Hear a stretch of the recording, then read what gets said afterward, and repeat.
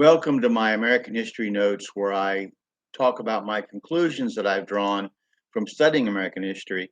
You may not agree with my conclusions, but you should know about the topics and the people, events, places, and concepts that I mentioned, and even more to be conversant in American history, even deeper than the survey that I'm presenting you.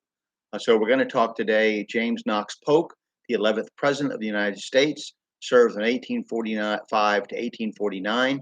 He had been a lawyer and member of the Tennessee State Legislature. Also, he had served as a U.S. Congressman, also a representative, or having served in the House of Representatives. And that position as Speaker of the House. Speaker of the House is the presiding officer of the House of Representatives, elected and usually, by matters of mathematics, a member of the majority party. He was then governor of Tennessee. He too delivered his inaugural address in the rain, in the words of John Quincy Adams, to a large assemblage of umbrellas, a little early American humor. 2 days after Polk became president, the Mexican minister to Washington filed a protest calling the annexation of Texas, voted by Congress just a few days before he took oath of office, an act of aggression.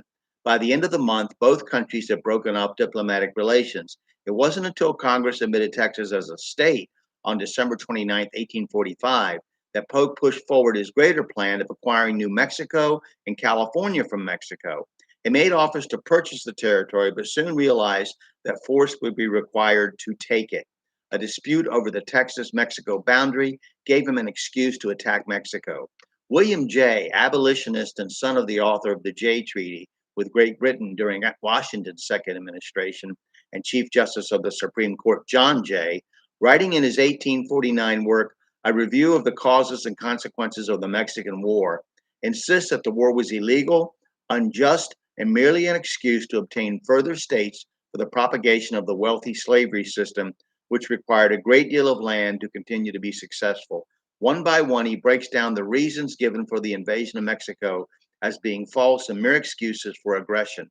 The insistence that somehow Mexico launched an attack, dismissed as an outright lie perpetrated on a trusting American people in order to justify an invasion and occupation of a foreign country, a neighbor, in order to expand the number of slave states. Polk had already prepared a message to Congress calling for a declaration of war when news came that Mexican troops had crossed the Rio Grande and attacked American troops poised on the northern side of that river. The odd thing is that the boundary of Texas, according to Jay, did not extend to the Rio Grande at that time. So the Mexican troops were actually firing on an invading army led by General Zachary Taylor. Nevertheless, on May 14, 1846, Congress declared war on Mexico. Within a year, U.S. forces had taken Mexico and California.